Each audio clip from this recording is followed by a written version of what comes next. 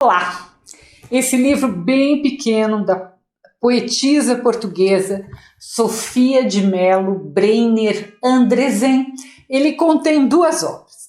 O Cristo Cigano, que tem vídeo aqui no canal, que foi um vídeo que eu fiz o ano passado, vou deixar o link na descrição, e uma outra obra chamada Geografia, que esse ano então sai o Cristo Cigano e entra Geografia em alguns vestibulares. Por isso vai ser o nosso vídeo de hoje.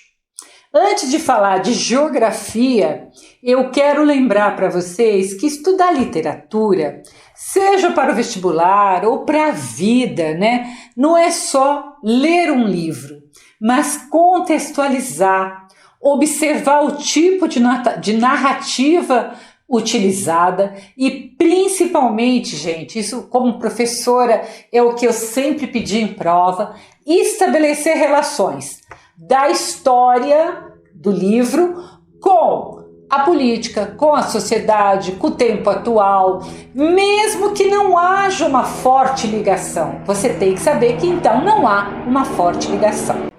Muita gente me pede, então eu pretendo, mesmo fugindo um pouco da linha editorial do canal, eu pretendo fazer um vídeo que lhe ensine a estudar literatura, e não apenas literatura, né, mas qualquer área do conhecimento, seja para uma prova, seja para a vida, seja por prazer, né? Mas já fica uma dica aqui para você. O nosso cérebro, ele adora repetição. Então, veja esse e outros vídeos que você vai precisar para a prova, alguma coisa assim, muitas e muitas vezes. E também reveja perto da prova. Vamos à geografia, que eu vou resumir, analisar e contextualizar. Bem, eu já disse em outro vídeo que a Sofia Andresen foi uma das principais poetisas portuguesas, tá? E foi também a primeira mulher portuguesa a receber o importante prêmio Camões. O prêmio Camões, ele premia brasileiros, portugueses, e acho que é o mais importante de língua portuguesa. A Sofia, ela nasceu no começo do século XX, em 1919, e ela viveu bastante, ela só morreu em 2004, com quase, acho que 85 anos. Então, gente, isso lhe permitiu escrever muitas obras. E pelo período ali que ela viveu, século XX, você já pode imaginar que ela vai estar inserida no modernismo e também no pós-modernismo. Tudo depois do modernismo é pós-modernismo. A obra Geografia, ela vai ser dividida em 7 partes. E perceba que cada parte se refere a um lugar. Por isso, já começamos a entender o nome Geografia.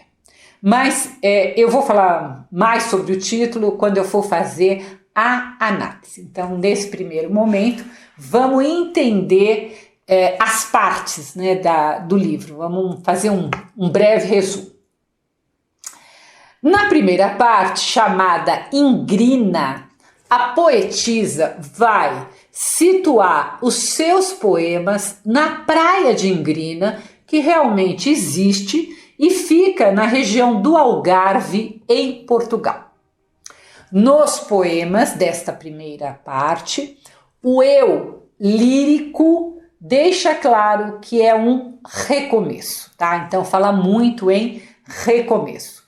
Diz que se esqueceu ou perdeu a memória da morte, da lacuna e do desastre. E o que significa isso? Significa que o eu lírico está otimista, né? Perceba que os poemas dessa primeira parte, eles focam na luz, na claridade, ideia que também vai estar nos objetos, né? Não precisa ser só luz. Por exemplo, quando aparece a cal. Por quê? Porque a cal a cal que pinta a parede, né? A cal é branca. Ou então, nas pedras brancas, a que os poemas se referem. Então, tudo ali é branco, tudo é claro. No poema Manhã, o eu lírico diz: abre aspas, nem a linha das águas me divide, fecha aspas. O que é a mesma coisa do que dizer que está inteiro nesse recomeço. Vamos relembrar o que é eu lírico? Eu lírico é sempre quem fala em primeira pessoa nos poemas. Do mesmo jeito que se não fosse poema, se fosse um texto corrido, que a gente chama de texto em prosa, né, romance, conto, nós teríamos o narrador. Então, toda vez que for um poema, não confunda o autor ou autora com o eu lírico. Da mesma forma que a gente não pode confundir o autor ou autora com o narrador em primeira pessoa de um romance, tá? Então, faça essa diferenciação. Claro, gente, que o escritor, tanto de prosa como de poesia, vai emprestar muitas opiniões e sentimentos que são seus, principalmente para o narrador em primeira pessoa e para o eu lírico também, que aparece nos poemas. Mas, de novo, você não pode confundir. Autor e eu lírico são duas coisas diferentes. Geograficamente, a praia de Ingrina, ela é pequena, protegida por rochas. Ela tem águas límpidas e cristalinas. Por isso que é um cenário perfeito para quê? Para um recomeço seguro. Além disso, o eu lírico, ele diz, abre aspas, que ali é o seu reino. Desculpa, que ali é o seu reino. Abre aspas. O meu reino é meu como um vestido que me serve. É sobre a areia, sobre a cal e sobre a pedra que escrevo nesta manhã. Eu recomeço o mundo. Fecha aspas. Então, gente, há uma alegria, há uma conformidade entre a pessoa e o reino, né? Porque ela falou que o vestido servia. E também há uma segurança nesse recomeço. Por isso que tudo é tão claro, tá? Então é o ambiente ideal, é o ambiente seguro, tudo para o recomeço. A segunda parte se chama procelária. O que é procelária? Procelária é uma espécie de várias aves marinhas, tá? Então essas aves que ficam ali no litoral... então perceba que geograficamente os poemas ainda estão falando do litoral. A grande curiosidade em torno dessa ave da procelária é que quando a gente vê um bando de procelárias, significa tempestade a caminho, tá? Então, ao trazer a procelária, ela já tá, então ela perde um pouco aquela claridade da primeira parte, tá? No poema, também chamado Procelária, o eu lírico diz que a ave faz da insegurança sua força e do risco de morrer seu alimento. Porque, claro, a ave, ela encara o mau tempo, ela não tem medo, ela se arrisca. Perceba que, ao contrário da primeira parte, que a claridade prevalecia, nessa segunda parte já há a figura do mau tempo, das coisas que associamos ao escuro. Você vai ver isso nos poemas que vão falar de desonestidade, que está presente ali no poema Cidade dos Outros, da sordidez do mundo que está presente no poema Eu Me Perdi, tá? E nesse poema Eu Me Perdi, o eu lírico lembra que havia se perdido nessa sordidez, mas que se salvou na limpidez da terra. Então, começa a perceber como que a terra, como que a paisagem como isso interfere na vida do eu lírico. No poema Esta Gente, os versos dizem, abre aspas, faz renascer meu gosto de luta e de combate. E na última estrofe ainda reforça, abre aspas, meu canto se renova e recomeço a busca. Então, gente, nessa segunda parte, apesar da tempestade anunciada, apesar da sordidez do mundo, dos aviões, né? Tem um poema chamado Aviões, que podem ser pacíficos ou podem ser aviões de guerra, apesar do fuzilamento que ela cita num poema do escritor Federico Garcia Lorca, o eu lírico percebe que a sua força para enfrentar todas essas mazelas vem da terra. Por isso é tão importante ali a paisagem na obra da Sofia. A terceira parte se chama A Noite e a Casa. Nessa parte, os poemas vão focar em um jogo de contrastes, então, de sombra e luz, e também no jogo de silêncio e sons. Não há nessa parte mais a referência ao litoral, mas a uma casa. Veja a primeira estrofe do poema chamado Vela. Abre aspas. Em redor da luz, a casa sai da sombra, intensamente, atenta, levemente, espantada. Fecha aspas. Eu gosto dessa estrofe que fala de quando a gente acende uma vela, né? A gente ilumina um espaço que, lógico, sai da sombra, e como isso pode ser surpreendente, né? Como ela pode iluminar coisas que a gente nem esperava. Entretanto, o resto desse mesmo poema lembra que essa mesma chama da vela, a chama que ilumina, ela pode ser apagada com um suspiro e fazer com que a casa novamente fique muda.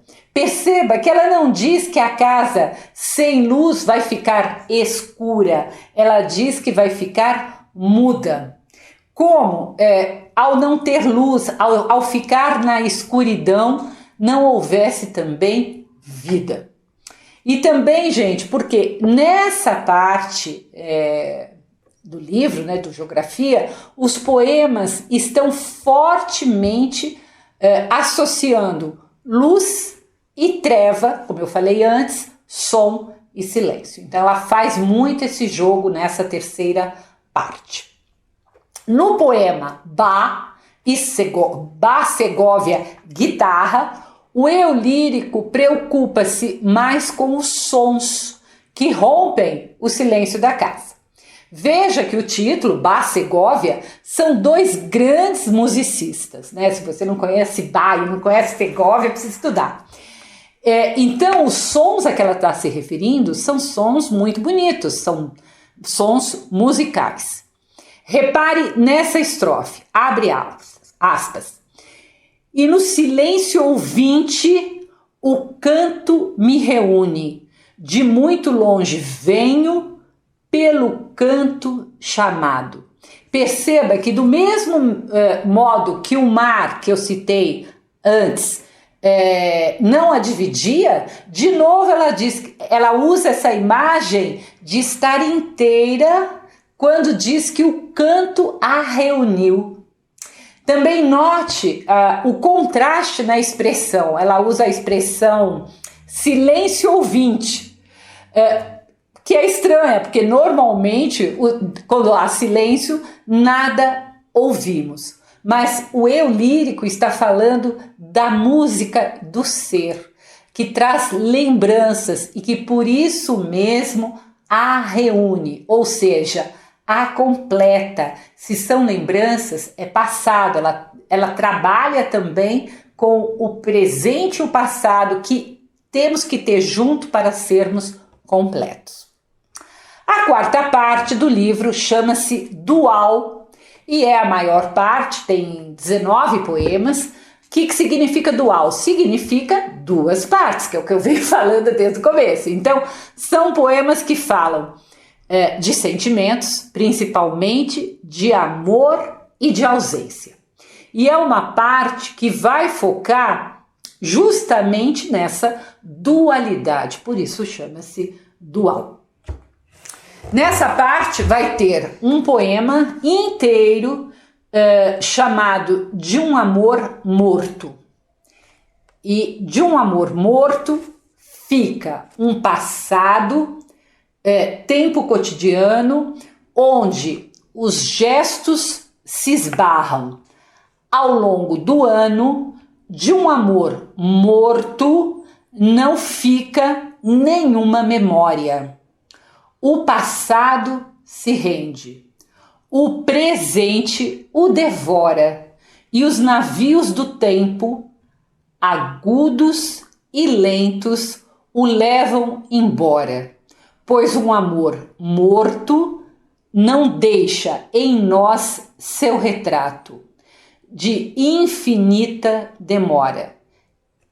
É apenas um fato que a eternidade ignora. Então, a gente imagina que o recomeço é depois de um amor morto, né? Então, eu quis falar esse romance para você se situar.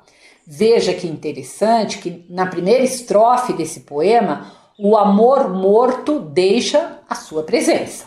Na segunda estrofe, essa lembrança vai embora. E na última estrofe, o tempo passou e o amor morto ficou sem importância. Olha que interessante esse poema. Então, gente, é desse passado e presente que se constrói esse dual, essa dualidade. A quinta parte se chama Mediterrâneo e os poemas vão se situar na Grécia, que, claro, gente, é banhada pelo Mediterrâneo. Começa em Acaia, que é uma região grega, passa pelo Golfo do Corinto, as colinas de Suntão, que ficam no Templo de Poseidon, vai falar também da Epidauro, que é um sítio arqueológico, de Toulon, que é uma vila, vai falar de Pompeia. Vamos lembrar que Pompeia, antes de pertencer aos romanos, ao Império Romano, ela era controlada pelos gregos.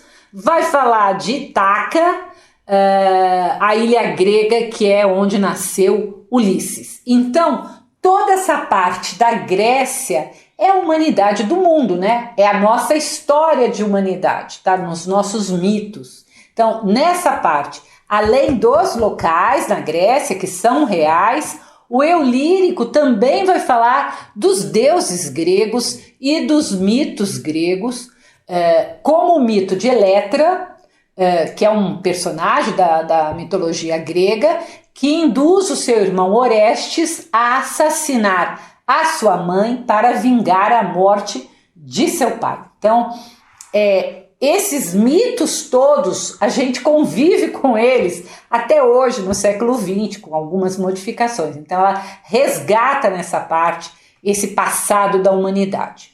A Sofia Andresen, ela esteve na Grécia em 1963, antes do livro, e os poemas dessa parte, então, são inspirados nos lugares por onde, claro, ela viajou.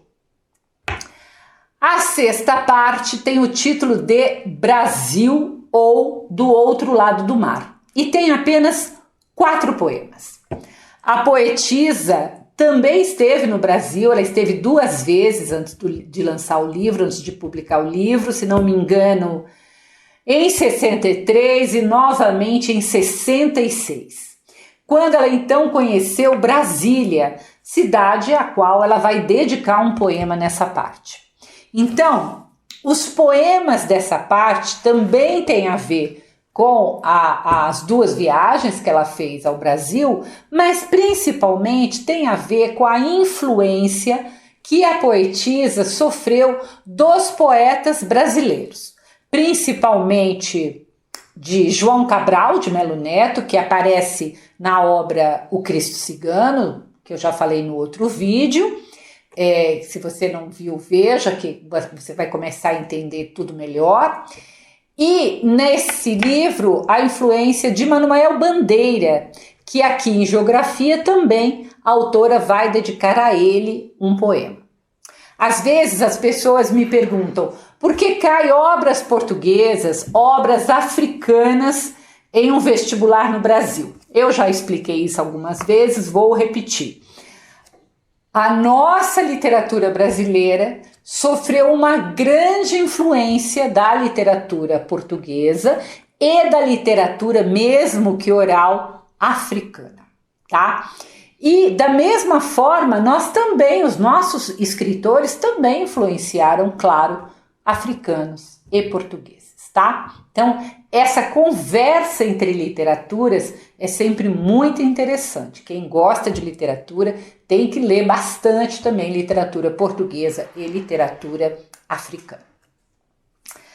A sexta parte do livro começa com um poema chamado Descobrimento, que tem a ver com a visão portuguesa de como os portugueses chegaram ao Brasil. Quero lembrar que hoje em dia nós sabemos que não foi um descobrimento, né? Um descobrimento seria se não tivesse ninguém aqui. Foi mais, claro, uma invasão, já que o Brasil tinha sua população, os seus habitantes, que são ou que eram os indígenas, que são os nossos povos originários, não são os portugueses, né?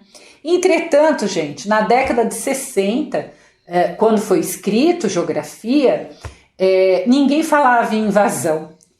Na escola, a gente aprendia que era descobrimento. Espero que hoje em dia não ocorra mais isso nas escolas, mas era uma visão equivocada que a gente tinha.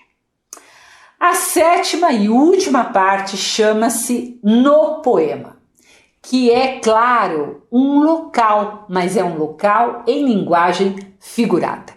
Mais ou menos como ela dizer que se pode viver dentro da poesia. Gosto muito do último, que se chama justamente Poema, e que diz assim, em sua primeira estrofe, né? Vamos ver só a primeira estrofe. Abre aspas. A minha vida é o mar, o abril, a rua, o meu interior, é uma atenção voltada para fora. Meu viver escuta a frase que de coisa em coisa, silabada, grava no espaço e no tempo a sua escrita. Fecha aspas. Perceba que o eu lírico nesse poema está dizendo que sua vida é tudo, desde o litoral até a rua, até o tempo representado por o abril, é o interior do eu lírico que está voltado para fora, escutando tudo e gravando tudo na escrita, o que é um sentimento, claro, que a gente costuma ver muito nos poetas, né? Muito na poesia. E aí, então, o livro termina. É um livro pequeno, mas tem bastante coisa para falar. Vamos, então, à análise.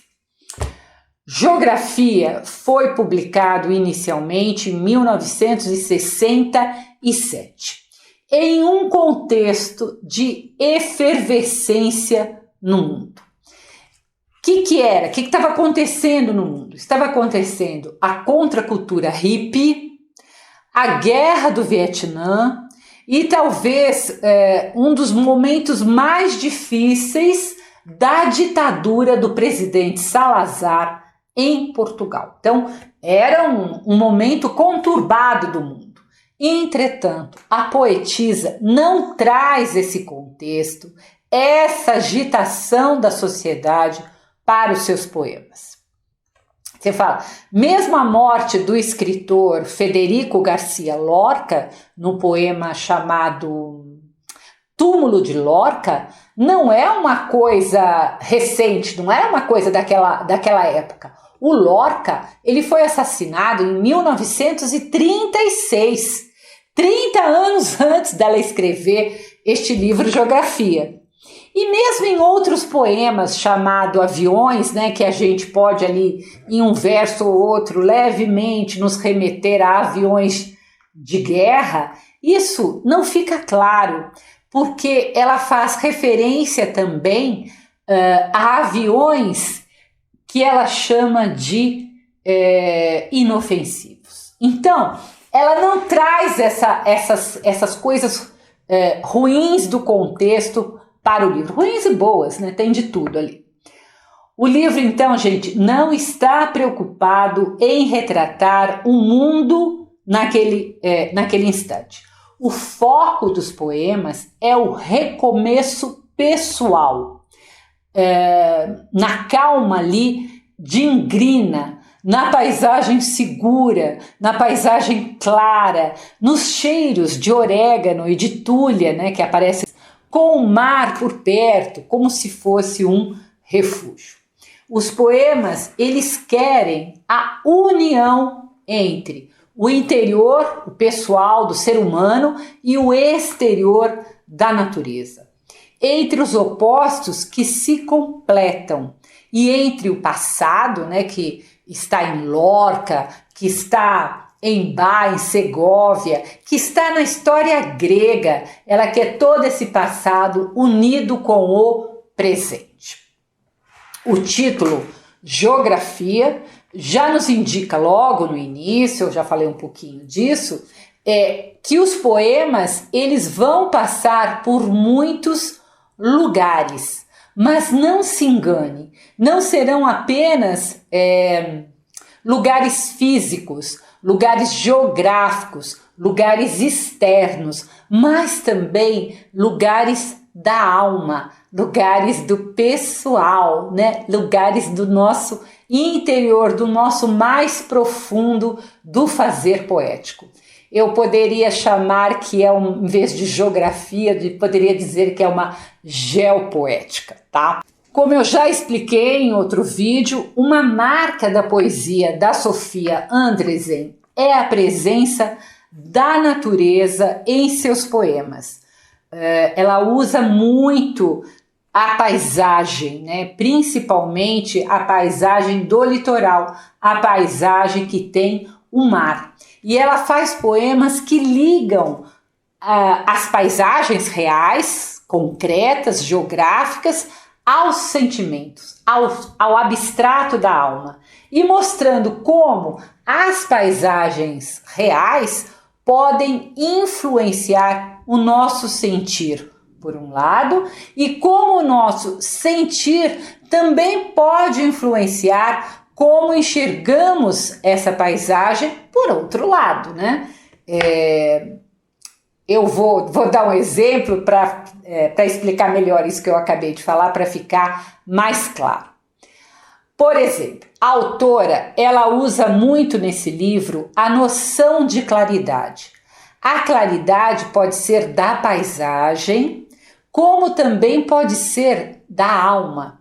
Então, ao mesmo tempo que a claridade da paisagem nos alegra, deixa a nossa alma mais clara, também o contrário pode acontecer, porque estamos felizes, alegres, em um momento de recomeço, tá? Como é o caso do eu lírico, que acontece nessa primeira parte do livro, e por causa dessa vontade nossa, dessa claridade da alma, nós enxergamos também a paisagem dessa forma. A gente vê o mundo mais claro, o mundo mais bonito. Então, o tempo todo nos poemas da Sofia há essa tentativa de estabelecer uma relação do homem com a natureza. Por isso, os poemas falam bastante de se estar inteira. O externo, né, das paisagens e o interno. Para ela, estar inteiro é uma relação dessas duas coisas. A linguagem dos poemas é simples, como é a natureza. Então, há uma harmonia natural e uma sensibilidade aguçada nos versos desse livro. Mas perceba que não apenas o olhar está presente como um dos sentidos, mas também o escutar. A paisagem e a casa, elas também têm sons. Então não é só aquilo que a gente escuta, a gente vê, mas também aquilo que a gente escuta. Uma figura importante que está muito presente, que é fundamental nessa obra, é a antítese, que liga o exterior físico e concreto ao interior abstrato e subjetivo. Podemos encontrar antítese nos poemas quando há sombra e luz, noite e dia, terra e mar, música e silêncio, presente e passado.